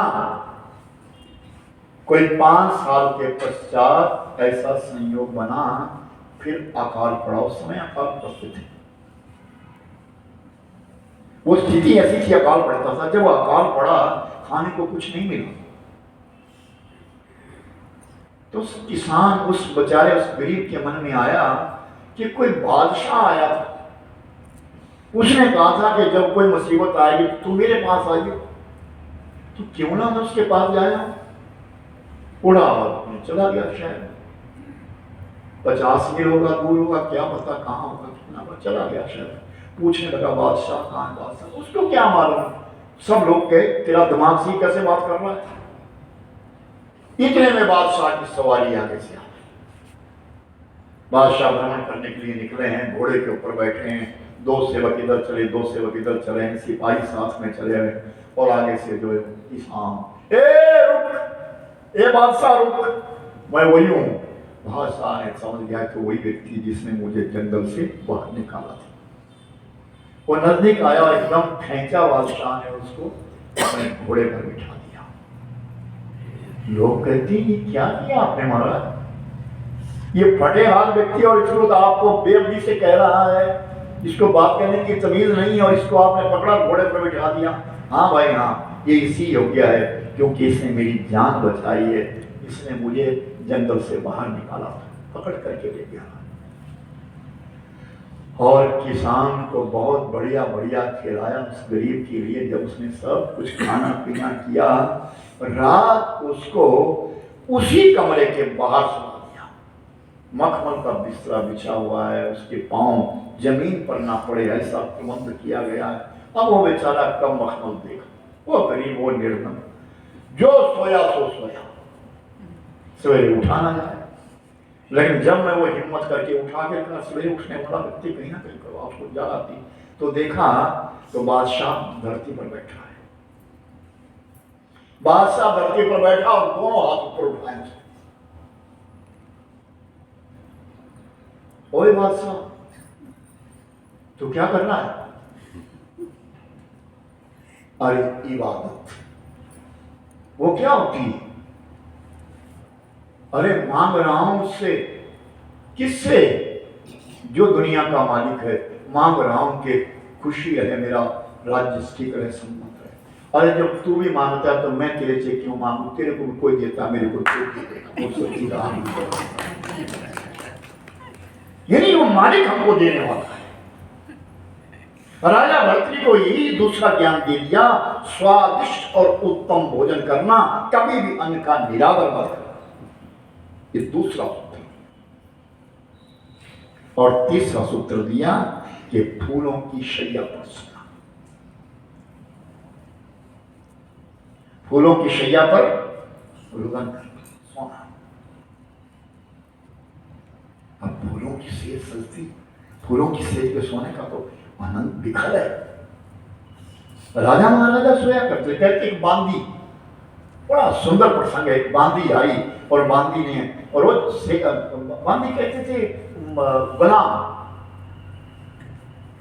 और सेवादार गुलाम थी। वो राजा की शैया बनाती थी। कुछ बड़े सुंदर सुंदर खुशबूदार फूल लाने और उन फूलों को शैया के ऊपर बिछा देना, जिसके ऊपर राजा सोता था। कई दिनों से कर रही है काम, कई महीनों से कर रही है। उसकी ड्यूटी लगी है कि बांदी जो है राजा की शैया तैयार करेगी, उस शैया के ऊपर राजा सोएगा, फूलों की शैया पर सोएगा। और एक दिन की बात उस बांदी के मन में आया, थोड़ी देर मैं भी सो के, जिंदगी में कभी सोई नहीं थी, फूलों की शैया पर कभी सोई नहीं, हम भी कहां सोएंगे, हम कहां सोएंगे। वो बेचारी मन में आया कि चला मैं भी देखो सो लो जरा थोड़ी देर। और वो बांदी सोई, और वो खुशबूदार पुष्प, मखमली बिछौना, जो बांदी सोई सो सोई। राजा जब आया सोने के लिए तो क्या देखा, शैया के ऊपर तो बांदी सोई है। राजा ने हंटर निकाला, बड़ा चाबुक निकाला और उसे पीटने लगा। और जब पीटने लगा, उसके 4-5 जोर जोर से जब चाबुक मारे ना, तो वो हंसने लगा। वो बांदी हंसने, ध्यान से सुनना, हंसी और बहुत हंसी। तो राजा ने पूछा, मैं तुझे पीट रहा हूं और तू हंस रही है? हाँ, इसलिए हंस रही हूं कि मैं एक दिन के लिए सोई तो इतने कोड़े पड़ गए, जो इतने दिनों से सोता आया उसका हाल क्या, उसका हाल क्या। गुरु मंगलम गुरुपाद मंगलम, गुरु मंगलम गुरुपाद मंगलम, गुरु मंगलम गुरुपाद मंगलम, गुरु मंगलम गुरुपाद मंगलम, भोला मंगलम सिया मंगलम, राम मंगलम सिया मंगलम, जय जय राम मंगलम सिया मंगलम, राम मंगलम सिया मंगलम, जय जय गुरु मंगलम गुरुपाद मंगलम, गुरु मंगलम गुरुपाद मंगलम, गुरु मंगलम गुरुपाद मंगलम।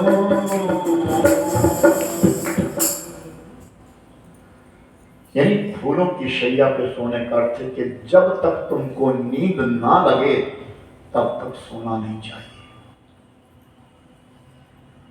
नहीं तो करवटें बदलते रहेंगे और कुविचार आएंगे, सुविचार नहीं कुविचार आएंगे। इसलिए जब नींद लगे तब सोना, तब तक कुछ स्वाध्याय कर लो, कुछ पढ़ लो, लेकिन अब तब तक तो मोबाइल देखा जाता है। परिवर्तन आ गया ना दुनिया में, इसका नाम परिवर्तन है।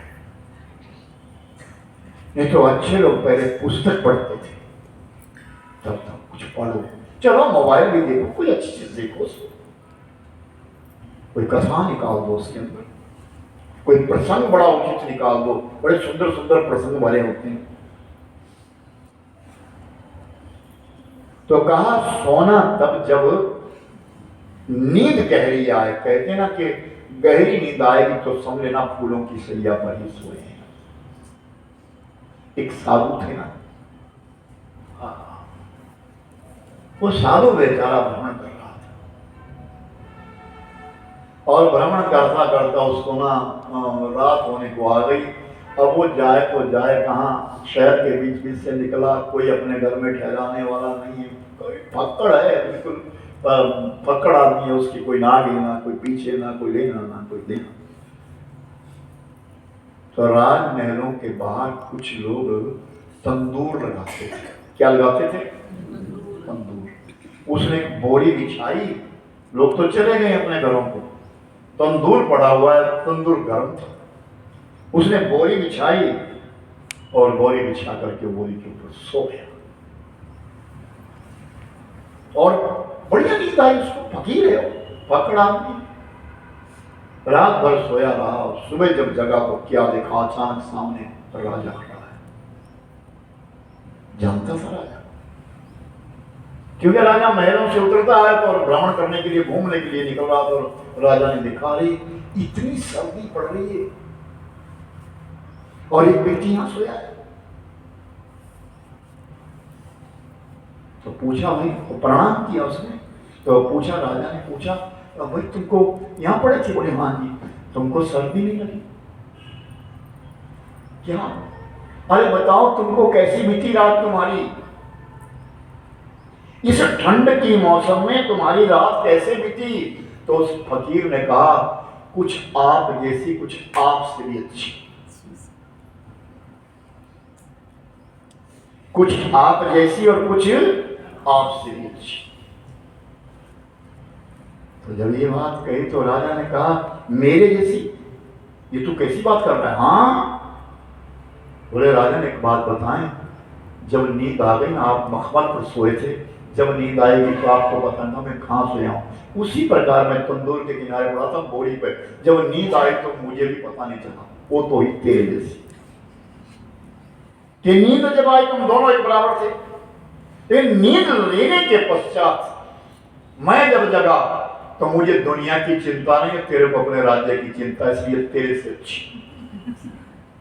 वाह वाह रे मौज फकीरां दी, वाह वाह रे मौज फकीरां दी, वाह वाह रे मौज फकीरां दी, वाह वाह रे मौज फकीरां दी, वाह वाह रे मौज फकीरां दी, वाह वाह रे मौज फकीरां दी, वाह वाह रे मौज फकीरां दी, वाह वाह रे मौज फकीरां दी।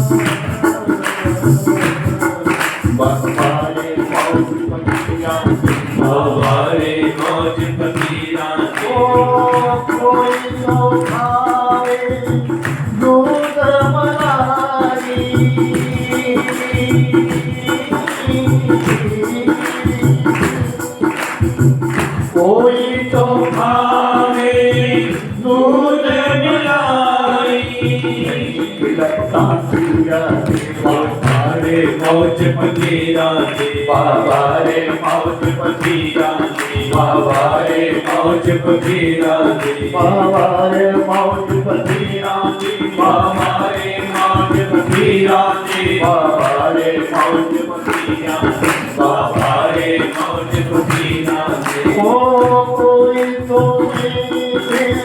रे पर जाइया,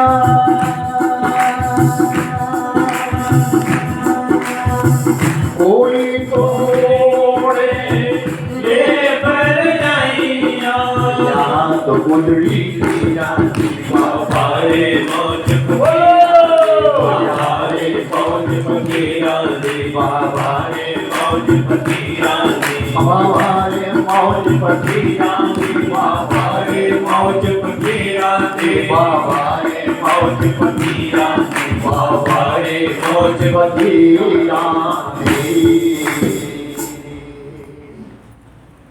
यही नींद आ गई तो बस गुरु की शैया पर सोए। ये तीसरा सूत्र दिया था किसके लिए? राजा भरथी के लिए। और चौथा सूत्र दिया कि हमेशा घोड़े के ऊपर सवार रहना। ये चौथा सूत्र था। हमेशा घोड़े के ऊपर सवार रहने का अर्थ है कि हमेशा अपने मर्यादा के लिए, अपने धर्म के लिए हमेशा घोड़े पर सवार रहना। अगर तुम्हारे धर्म को कोई लांछन लगा रहा है तो लड़ जाना, उससे युद्ध कर लेना, घोड़े पर सवार रहना, कमर कस करके रखना अपने धर्म की। इसके कहा घोड़े पर हमेशा सवार हो। कहते समीप रहता हूं या सानिध्य में रहता हूं, दो शब्द कहे गए। मैं समीप हूं आपके, मैं सानिध्य में हूं आप। समीप का अर्थ क्या है और सानिध्य का अर्थ क्या है? महाराज जी ने बड़े सूक्ष्म शब्दों में कहा। कहते समीप होता है शरीर के पास है, मैं तुम्हारे समीप हूं, मेरे शरीर के समीप जो है वो मेरे नजदीक है, मेरा समीप है, लेकिन सानिध्य है मैं आपके मन में रहता हूं। सानिध्य का अर्थ है मन में रहना, समीप का अर्थ है नजदीक रहना। अपने सानिध्य में धर्म रखना, महापुरुषों के समीप रहना। बोल सच्चिदानंद भगवान। हमको महापुरुषों के सानिध्य में, महापुरुषों के समीप रहना चाहिए, लेकिन धर्म मर्यादा के सानिध्य में रहना चाहिए। इसी उज्जैन नगरी जिसका नाम अवंतिकापुरी है, इसी क्षेत्र के बीच में क्षिप्रा नदी के किनारे ये जो मंदिर बना है क्षिप्रा नदी के किनारे बना हुआ। अब तो शहर बना है, बन रहा है, लेकिन क्षिप्रा नदी बहती है। और क्षिप्रा नदी बहती थी प्रेम से, अब भी बहती है, लेकिन अब पानी गंदा है क्योंकि लोग मानते नहीं, खासकर हमारा हिंदुस्तान, क्योंकि लोगों का डरा हुआ धन तो है, भगवान ने तो निर्मल जल दिया था। फिर वो एक राजा प्रातः काल उठता था, इस नगरी का राजा, भारा नगरी का राजा, धार नगरी राज्य बनाया था। राजा भोजने का राजा, मैं बनाया राजा भोज ने इस नगरी को अपना राज्य बनाया, इसका नाम द्वारा रखा। और प्रातः का राजा उठता है, इस नगरी का राजा, और भ्रमण करने के लिए निकलता है, लेकिन साथ में क्षिप्रा में स्नान करके वो शिवलिंग रखी है साथ में, वहां सामने नदी के सामने शिवलिंग की पूजा करता है। बड़े प्रेम से नित्यवती बेलपत्र लाता है तोड़ करके।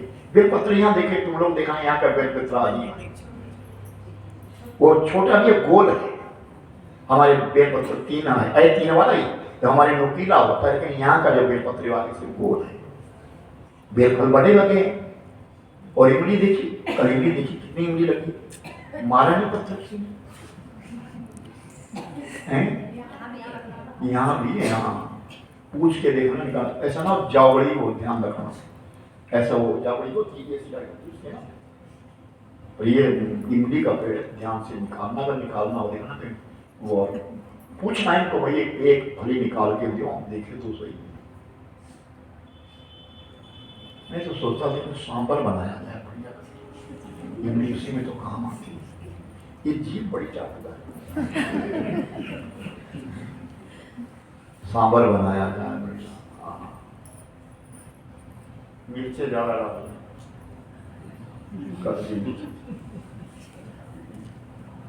मानते ही नहीं, बिलासपुरी नहीं मानते। और रस्सा कसे तो हुई नहीं भाई, अभी भी 2 दिन है, रस्सा जाकर बड़ा कर सकती, ग्राउंड इतना बड़ा है, इतना बिलासपुर वाले फिर बनाओ वीडियो, फिर देखो कौन जीतेगा बताओ। नाम तो बड़ा जीतेगा बोलो, मैं क्या आभार मानने की, अरे छोड़ो ऐसे मधु कही देखे बोलिए सच्चिदानंद भगवान की। तो क्षिप्रा नदी के किनारे राजा पूजा करता है, शिवलिंग की पूजा करता है। पूजा करने के पश्चात ध्यान में बैठ जाता, ध्यान मगन हो जाता। कहे ना, जप करना है तो राम का करो, कीर्तन करना है तो कृष्ण का करो, ध्यान करना है तो भगवान शिव का। थोड़ा सुंदर सूत्र दिया है, ध्यान के लिए भगवान शिव बने, भगवान शंकर जी का ध्यान करो। तो राजा ध्यान में बैठ जाता है, नमः शिवाय नमः शिवाय नमः शिवाय शब्द करता रहता है। गोपी राजा का यहाँ से आती थी, एक बच्चा उसका साथ था, वो अपनी गलियों को चुराने के लिए यहाँ घूमती थी। उसका बालक देखने लगा ये कौन है, तो राजा जैसे अब इतना बड़ा पद है या जैसे दंडाधिकारी राजा, वैसे राजा नहीं हुआ करते थे पहले। और राजा अपने आप को प्रफुल्लित नहीं करता था, अपने आप को महत्ता नहीं देता था, राजा आम हो जाता था। लेकिन ये कि उसका पद ऊंचा था,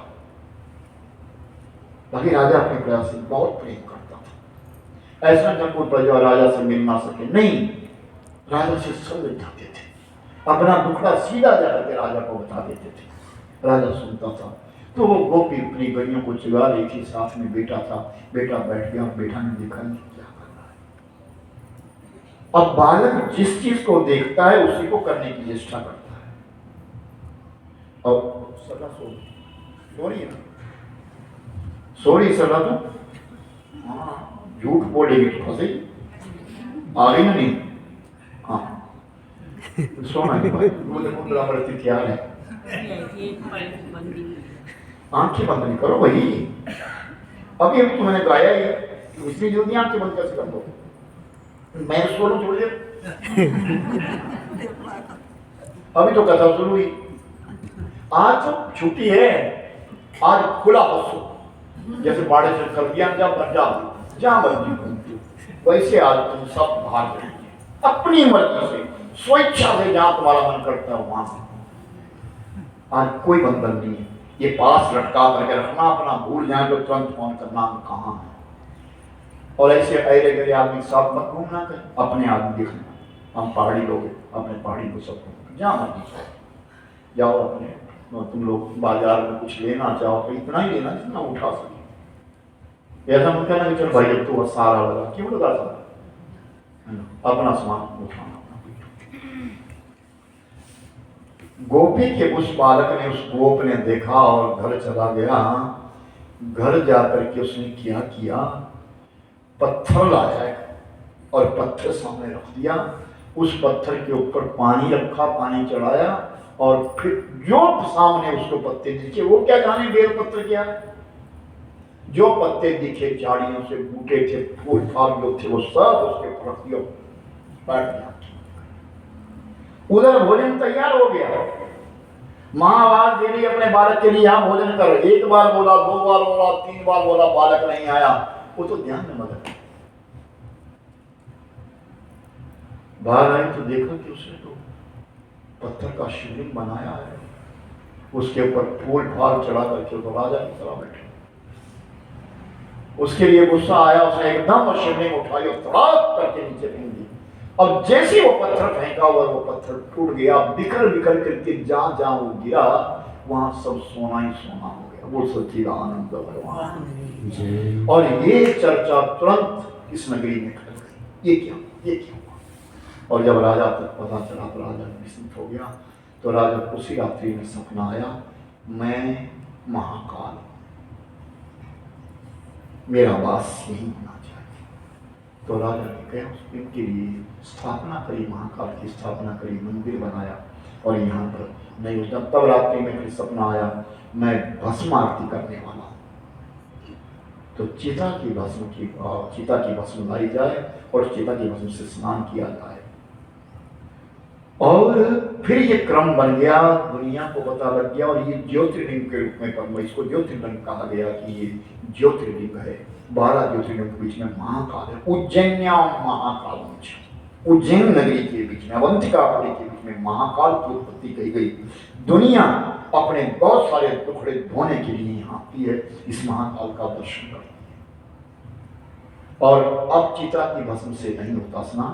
हमें भी, मुझे ज्यादा पता नहीं था, मुझे भी लोगों से पता चला कि अब चिता की भस्म का स्नान ही कुछ काल पहले बंद हुआ है। मुझे याद पता नहीं कितने काल पहले बंद हुआ, 2008 में।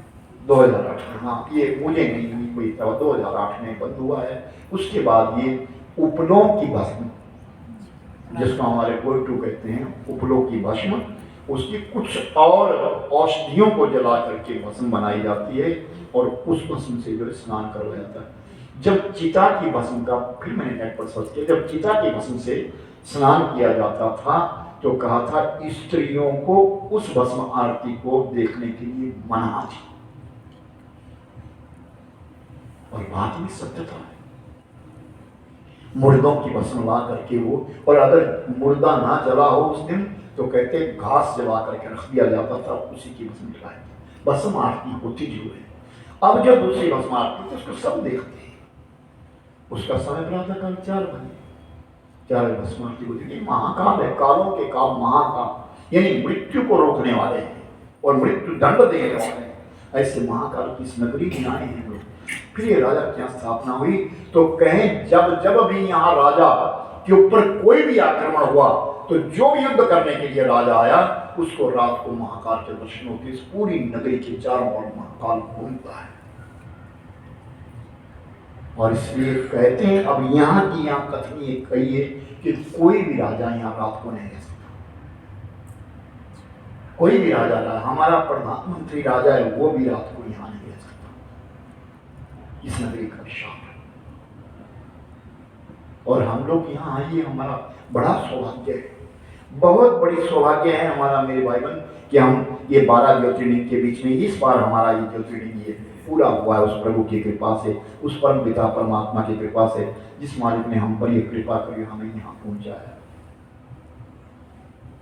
यदिनाथ का नाम दयानिधि है तो दया भी करेंगे कभी ना कभी। बोलो दयानिधि है तो दया भी करेंगे कभी ना कभी। ओ यदीनाथ का नाम दया निधि है, तो दया भी करेंगे कभी। ओ यदीनाथ का नाम दया निधि है, तो दया भी करेंगे कभी ना कभी। जिस अंग की शोभा सुहावनी है, जिस अंग की शोभा सुहावनी है, जिस श्यामल रंग में मोहनी है, जिस श्यामल रंग में मोहनी है, उस रूप सुधा से सनिधियों के, उस रूप सुधा के सनिधियों से दृढ़ प्याले भरेंगे कभी न कभी। ओ यदीनाथ का नाम दया निधि है, तो दया भी करेंगे कभी न कभी। वो तो दया भी करेंगे कभी ना कभी। ओ दया भी करेंगे कभी ना कभी। वो तो दया भी करेंगे कभी ना कभी। तो दया भी करेंगे कभी ना कभी।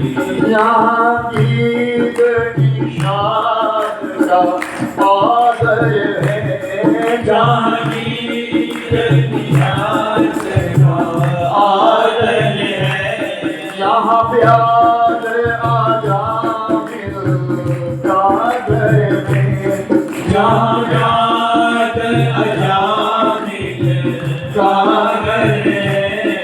वही देश बना कर उस घर में, वही देश बना कर उस घर में हम जा ठहरेंगे कभी ना कभी।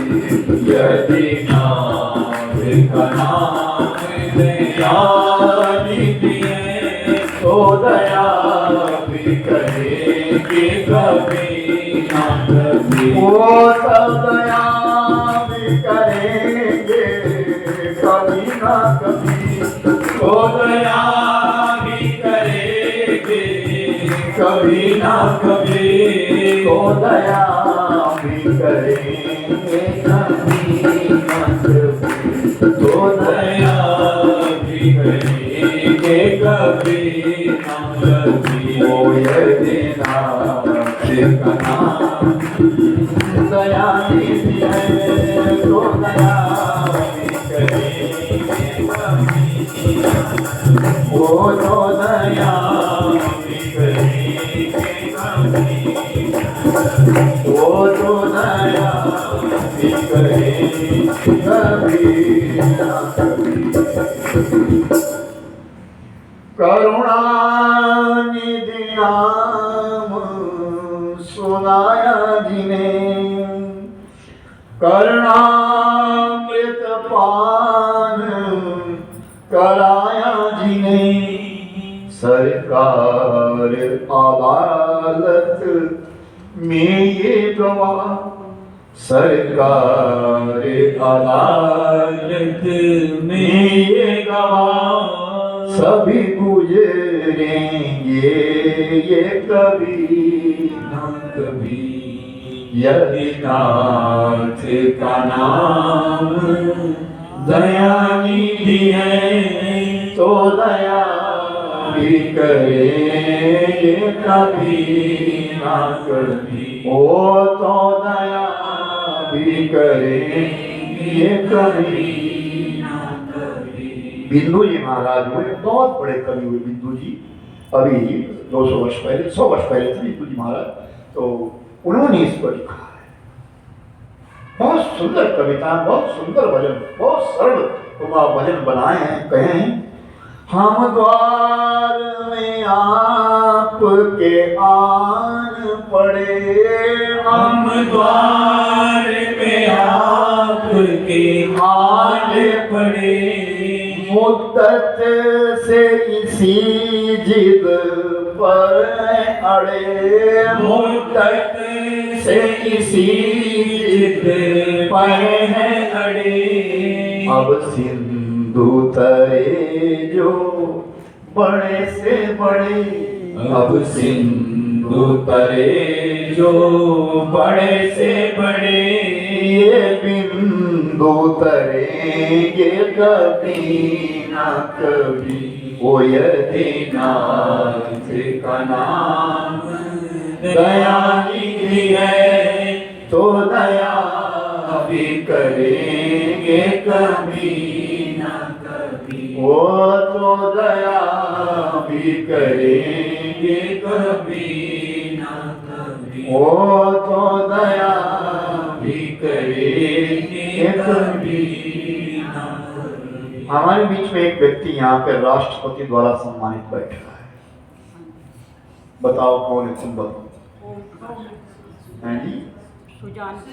सुजानपुरी जी। और एक बात बताऊं मैं तुम्हें, यहाँ पर उनको पद्मश्री मिला है कालिदास। वो और भी मिला है कुछ। कहाँ बोलो ना, क्या बोली थी? हाँ, हिमाचल का तो मिला ही, वो तो ठीक है, लेकिन यहाँ भी मिला है। और बैठे सबसे पीछे अपने पार्टनर के साथ, रूम पार्टनर के साथ। चुप है, ये पद्मश्री मिला है कोई, राष्ट्रपति द्वारा सम्मानित व्यक्ति। ऐसे मत सोचना कि ऐसे ही लोग हमारे बीच में चले, बहुत अच्छे लोग चले हैं, बहुत बढ़िया लोग हैं। तो मैंने कहा ऐसा साथ मिला हुआ है हमारे लिए, और पर है बहुत तेजी लोग। राम राम राम राम। इनके यहाँ कथा करने गया था, मेरे जूते और उस दिन मैंने सोचा कि अब हर बार मेरे जूते जाए तो बढ़िया, क्योंकि घर वाला फट ले आता है, लो मारा मनोरमा पट ले लो मारा दूसरे ले लो। मैंने कहा तो हर बार होना चाहिए, हर कथा में तुम हो जाए तो बढ़िया। सारे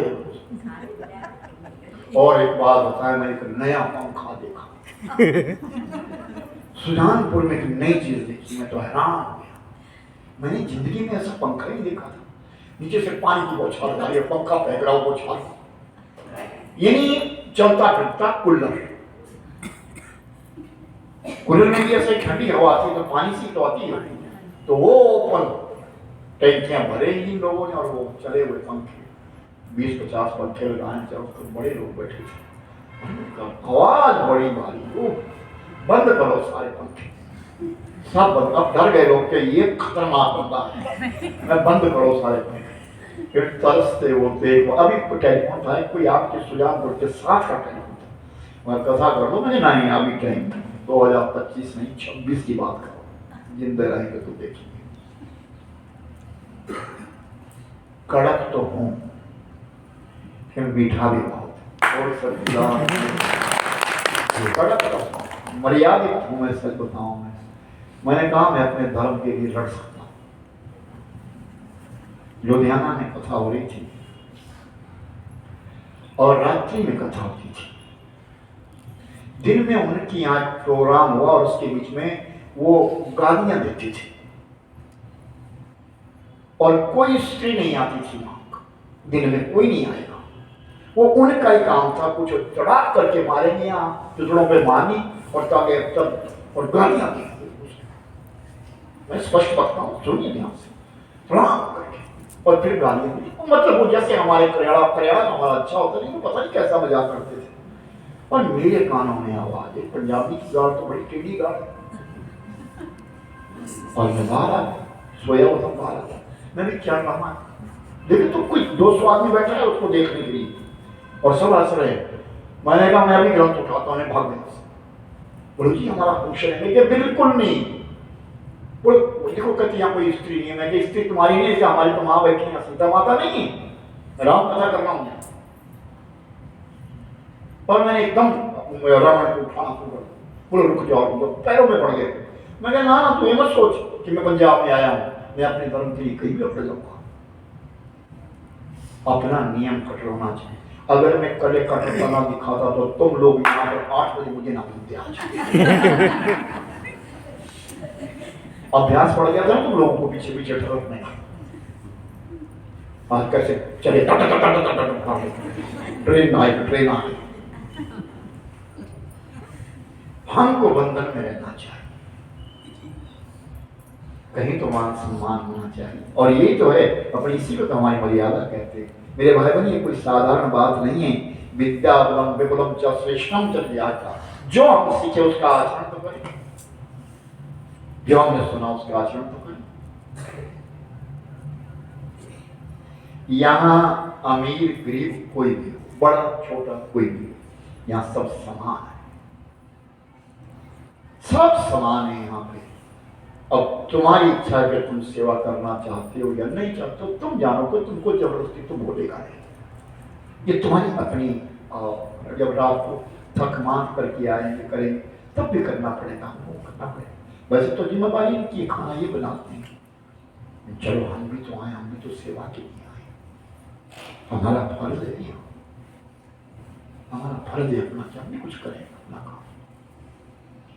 तो ये महाकाल की नगरी है। इस महाकाल की नगरी में भी और ओम नमः शिवाय का पाठ जरूर कर लिया करना अपनी पूजा में। करते हो ना? हरि ओम नमः शिवाय, हरि ओम नमः शिवाय। तुम एक माला करो, तुम चाहे 11 बार बोलो, लेकिन शिव का नाम उच्चारण जरूर करना। भगवान शिव है परमात्मा, अन्नदाता नहीं, विश्व पालक नहीं, मेरे भाई बहन वो संसार के मालिक है, सदा शिवाय। अब कई मिशन है, कई मिशन चले हुए। कोई कहते जी शिव अलग है, शिव जी अलग है। ब्रह्म कुमार कहते सर, हाँ ऐसा सुना है मैंने कि शिव अलग। चलो वो जाने, हमें उस चीज का कुछ लेना देना नहीं। हम सनातन के लोग हैं, हम शिव भी उसे मानते हैं और शंकर भी उसे मानते हैं, शिव जी भी उसे मानते हैं। वो तो अपना अपना मिशन है, जैसे कोई चार जैसे जो मर्जी करे, हमें उससे कुछ लेना देना नहीं। हमारे मन में जो है, हम जिसे चाह रहे हैं वो हम जानते हैं, हमें उससे मिलना है अपने प्रभु से। और एक बात बताऊं मैं आपको, हम पहाड़ियों के यहाँ शिव की ही पूजा ज्यादा है। यहाँ अधिकांश लोग शिव प्रेमी हैं, शैव भक्त हैं। यहाँ अधिकांश प्रेमी जब भी भिक्षा देता है तो गुरु से पूछता ही तुम कौन से अवतार से प्रेम करते हो। गुरु पहले पूछता है इस बात को, अपने मन से नहीं देता हो। वो कहता है कि तुम बोलो, तुम्हारे को जो प्रिय लगता है मैं उसका मंत्र तुम्हारे लिए दूंगा। तो अधिकांश मैंने देखा है हमारे आश्रम से जितने बहुत सारे लोग जुड़े हैं, शिव हम शंकर को मानते। क्यों? कि हमारे पहाड़ों के बीच में शिवोपासना ही विशिष्ट, शंकर जी की उपासना विशिष्ट है। और उस शिवोपासना के बीच में ही हम आप लोग अपना जीवन बिताते हैं, अपनी प्रीति बिताते हैं। और ये विशेष ध्यान रहे, ये विशेष ध्यान रहे कि इस बार की जो दर्शनार्थ है हमारे वो शिव ही है। कि पंच ज्योतिर्लिंग की यात्रा में चले, 5 ज्योतिर्लिंग शंकर जी की ज्योतिर्लिंग है। मैंने कहा ना 12 में से 5 इकट्ठे हो रहे हैं, ये बड़ी बात है। 12 में से 5 इकट्ठे होने को 7 हो जाने चाहिए थे, लेकिन उसमें द्वंद है। अब दिन भी हमारे पास कम है, बुकिंग भी सारी हो चुकी है, नहीं तो परली के बीच में जो वैद्यनाथ है उसको हम कर लेते। अब परली ये वैद्यनाथ को नहीं मानते, बहुत सारे लोग अब कहते कि नहीं जी वो झारखंड में है, देवघर के बीच में वो ज्योतिर्लिंग है। इन ग्रंथों में लिखा है, परली लिखा है, परल्याम वैद्यनाथम चुंडाकिन्यम देवशंकर, देवशंकर जो डाकिन्यम के बीच में नागेश्वर बालका बने। और नागेश्वर हम तो एक तो करके आए, एक नागेश यहाँ है। इसमें कुछ भ्रांतियां हैं, पर हमें भ्रांतियां मन में रखनी, जैसे दुनिया करती आ रही करे, लेकिन जाना हमको हुए। और भगवान से मैं तो यही प्रार्थना करता हूँ कि जो मेरे साथ सज्जन चले हैं सबका भगवान 12 ज्योतिर्लिंग का दर्शन सुखद हो जाए, सबको दर्शन हो जाए। यहाँ ऐसा कौन है जिसने 12 ज्योतिर्लिंग देखी? आप ओ 12 ज्योतिर्लिंग करके आए, ठीक है, बढ़िया बात है, अच्छी बात है।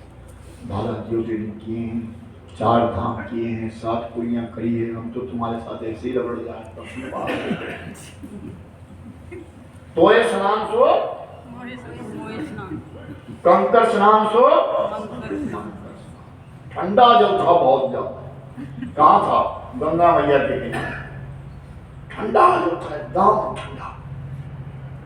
अरे उसने कहा ये तो गजब है, यहाँ तो नहाना बहुत मुश्किल हो जाएगा, ये तो बहुत मुश्किल हो जाएगा बाबा, मैं मर जाऊंगा।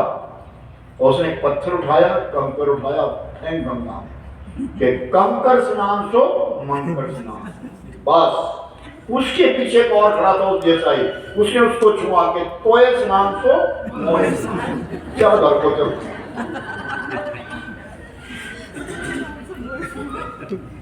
वैसा करूंगा मैं हिमाचल में, तुम देख करके आना, मैं तुम्हें देखूंगा। ऐसा बोल रहे हैं।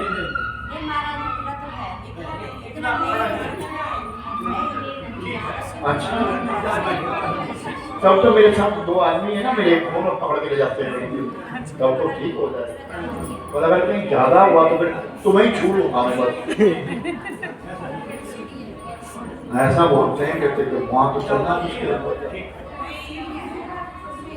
चलो कोई नाइया पैर बाल कितने भी पैरों के पास पहुंचे,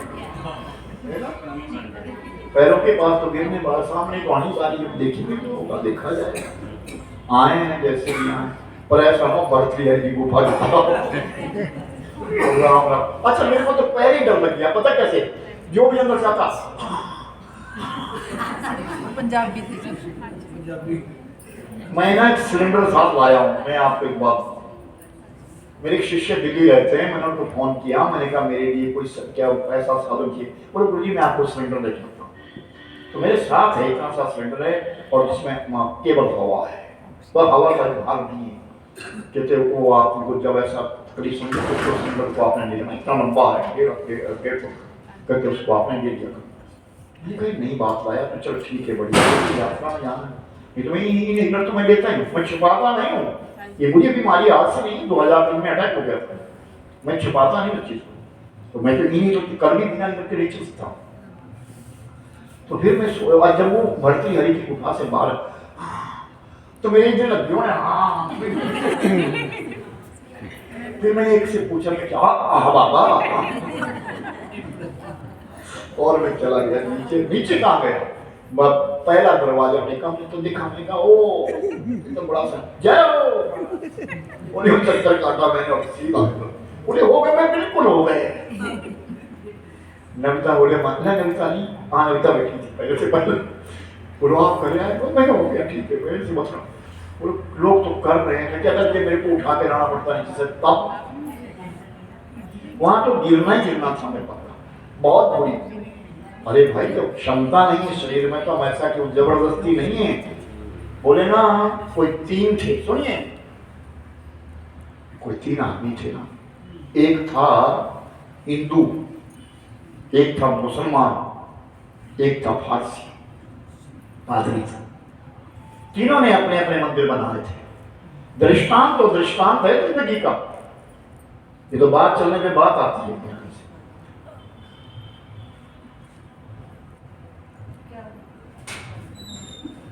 छुट्टी करो, बंद करो इसको, हाँ हमको रहने दो। तो 3 जगह है, तो उसने अपना मंदिर बनाया है, उसने अपनी मस्जिद बनाई है, उसने अपना चर्च बनाया है। अचानक बाढ़ आ गई, साथ में गांव था, गांव वाले उठ के बाबा चलो बाबा चलो। अरे हम नहीं जाते, हमारे हनुमान जी हैं, वहां को द्वारे हमारे हनुमान जी। मुल्ले को बोला अल्लाह हो हमारा, क्योंकि उससे जमता है ना कि अगर ये छोड़ के चला जाए तो अच्छा, मैं क्यों छोड़ू, मैं बड़ा हूं। उधर पादरी को पूछा, शौक तो देखा नहीं बच्चे करते आते हैं, अरे मूर्खों प्रणाम बोल करके नहीं, यूं करें, ये क्रॉस कर, नया काम चला हुआ और वो रहते हमको तो यीशु बचाएगा। पानी भर गया, पानी आने लग गया, पौड़ियों पे आ गया। तो लोगों ने सोचा है बचा लो इन तीनों को भाई, कैसे कैसे। और नाव का बीच, नाव भेजी कि इस नाव में बैठवा दो। आदमी एक आया, दो आया, तीन आया, नहीं बैठे। पानी आया, धकाधक एक दूसरे से जल रहे थे, बोले ये जाएगा पहले, ये जाएगा। वो नहीं, एक भी नहीं गया वहां से, और पानी पीरा और तीनों के तीनों डूब गए। जब तीनों डूब गए और वो पहुंच गए यमराज के पास, और यमराज के पास लेने लगा, कहते सर्वशक्ति है हिंदुओं के बीच में हमारे ठाकुर जी, ठाकुर ने भी नहीं, मुझे नहीं बचाया। मुल्ला कहता है अल्लाह भी मेरे को मेरी रक्षा नहीं करी। पादरी ने कहा मेरा ईश्वर मेरे लिए नहीं आया। सब आए थे, जो तुम्हारे लिए गांव वाले बोल रहे थे वो यीशु मसीह तो था, जो गांव वाले बोल रहे थे वो मुल्ला ही तो था, जो गांव वाले बोल रहे थे वो तुम्हारे ठाकुर ही तो थे, तुम्हारे परमात्मा तो थे, लेकिन तुमने नहीं माना। उसके बाद नौका भी भेजी भगवान ने तुम्हारे लिए, लेकिन फिर भी मूर्खों तुम नहीं माने, आखिर में तुमको डूबना पड़ा। भगवान किसी रूप में आते, वो डमरू बजाते हो भोलेनाथ थोड़ा जाएंगे आप। तुम सब भोलेनाथ के रूप में, हम सब, हमारे अंदर ईश्वरी अंशी तो है। नागेन्द्र हाराय त्रिलोचनाय भस्मांगराय महेश्वराय नित्याय शुद्धाय निरंजनाय तस्मै नकाराय नमः शिवाय मंदाकिनी सरलचंदनचर्चिताय नंदीश्वरतमनाचमहेश्वराय मंदार पुष्प बहुपूजिताय तस्मै मकाराय नमः शिवाय। मंदार के पुष्पों से विशेष माला पूजा होती है भगवान शंकर जी की। मंदार किसे कहते हैं? आँख जो है बाबा सिर की बहुत बड़ी औषधि है आँख। शिवाय गौरी वदनाभुजवृन्द सूर्याय दक्षाय वर्णाशकाय श्रीनीलकण्ठाय वृषभध्वजाय तस्मै शिकाराय नमः शिवाय। वाशेषकुम्भोद्धवगौतमार्या मुनीन्द्रदेवाय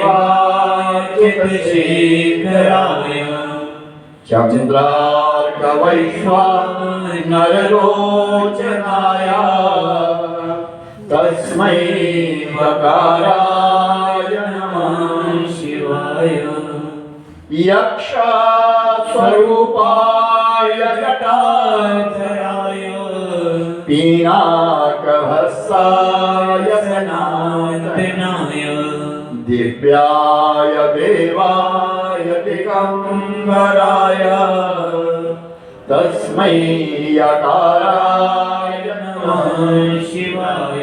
पंचाक्षरी, पांच अक्षरी नमः शिवाय, ये पंचाक्षर मंत्र कहते हैं भगवान शिव का मूल मंत्र है।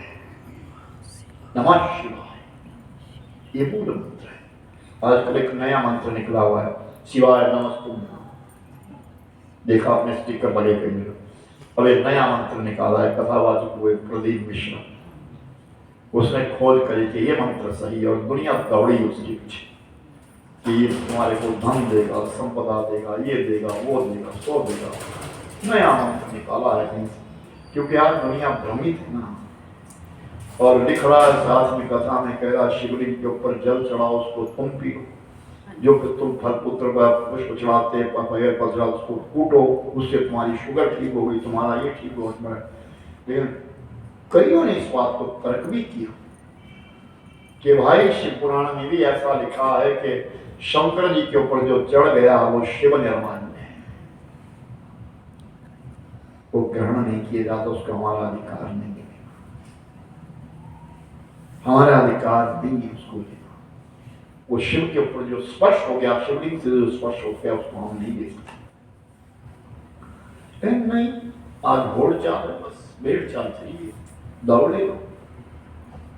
यक्ष स्वरूपाय जटाधराय पीनाकहस्ताय सनातन। तत्तामानी में हुआ ऐसा, तत्तामानी में प्रेमा यहाँ बैठी है, इसने मुझे टेलीफोन किया, बोली ऐसा, मैं ऐसा कुछ नहीं है, बोलो यहाँ वैसा करना, मैं करने दो, तुमको क्या लेना देना, छोड़ो। मैं कभी जाती ना, फिर तू यहाँ से क्यों लेते, मैं नहीं। हाँ नहीं लेना, बिल्कुल नहीं। अभिषेक के लिए बेटे वो अभिषेक का जल है, उसके छींटे लिए जाते हैं, प्रणाम किया जाता है, पिया नहीं जाता, शिवलिंग का जल नहीं पिया जाता। होते लाया फिर ले जाने घर, तो करने दो, कोई बात नहीं, वो उनकी इच्छा है, वो जाने, वो जाने। तुम लोग अपना देखो, हमारे पूर्वज भी हमको यही बता के गए हैं कि शिवलिंग के ऊपर चढ़ी वस्तु निर्माल्य होती है, उसका अधिकार केवल और केवल एक का है, और वो है जंगम बाबा। अधिकार उनका है।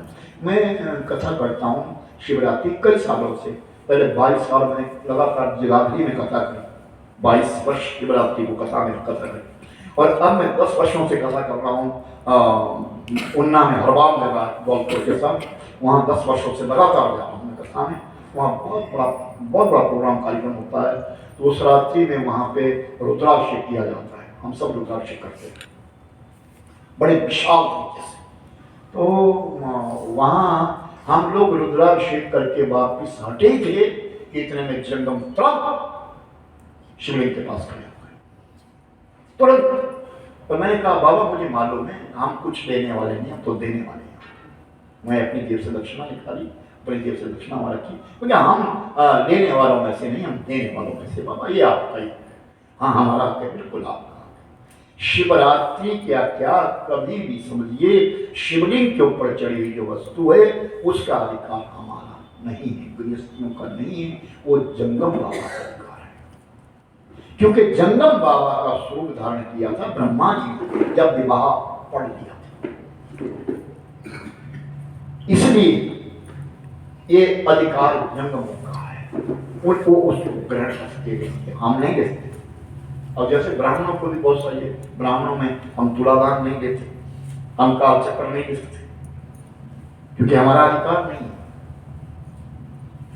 हम छाया पात्र नहीं दे सकते, हमारा अधिकार नहीं है।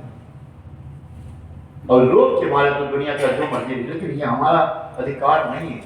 हमारे, हाँ हम भिक्षा के अधिकारी है, भिक्षा कोई हमें देता है, कोई किस भिक्षा के रूप में कुछ भी देता है, उसको ग्रहण करने में ब्राह्मण है, और उसको हमारे को पचाने की क्षमता चाहिए, हमें पचाने की क्षमता चाहिए, और वो क्षमता होती है ब्राह्मणों के अंदर। नित्य गायत्री करने वाला ब्राह्मण के अंदर हर क्षमता होती है, और ब्राह्मण का विषय, ब्राह्मण के हर व्यक्ति के लिए ब्रह्म गायत्री करना अनिवार्य है।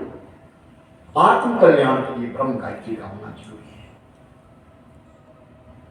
वह हमारे बहुत सारे अपराधों को निवृत्त कर देती है ब्रह्म गायत्री। कुछ जल्दी तो नहीं आते, 10 बज गए, आज छुट्टी है आज। हाँ आज मैं थोड़ा टाइम ज्यादा ले रहा हूँ। हाँ को क्या पता है, 12 बज सकते, पर ना ऐसे मत घबराओ। चलिए निकालिए रुद्राष्ट्र निकालो।